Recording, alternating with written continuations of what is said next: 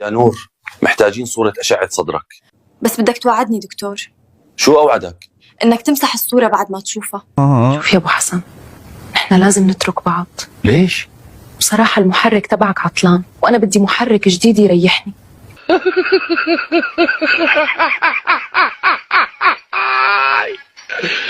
ليش كل الطالبات ما لابسين حجاب بس أنت لابسته؟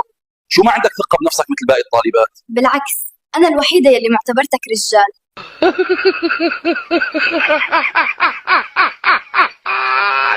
ماما بيكلم 9 بنات تانيين غيري.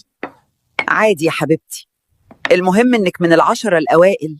عمرك 80 سنة ولهلا لما بتصيح لمرتك بتقلها حياتي وعمري وحبيبتي، شو سر هالمحبة؟ ما في لا سر ولا شيء، نسيت اسمه من 10 سنين وماني مسترجي اسأله. شلون عم يعاملك زوجك؟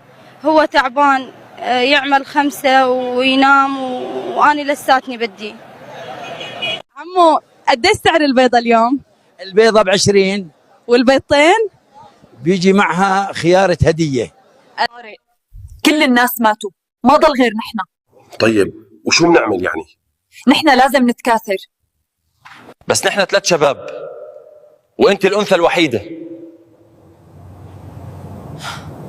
دكتور، مشكلتي اني بتعلق بالناس كتير، اي حدا بيحكي معي بتعلق فيه. من إمتى هالمشكلة معك؟ ما بعرف يا حبي، بس شكلك صرت المشكلة الجديدة. دكتور، انا مشكلتي اتعلق بالناس بسرعة، اي حدا بيحكي معي بتعلق فيه. من إمتى عندك هيدي المشكلة؟ ما بعرف يا حبيبي. نحن من وين جينا؟ من سيدنا آدم عليه السلام. بس بابا قال نحن جينا من القرود. هي سلالة أبوك، نحن ما لنا علاقة. يا شيخ، أنا مقيمة الصلاة والصيام، هذا مفتاح الجنة، بس أنا بحب الرجال. وهذا مفتاح بيتي.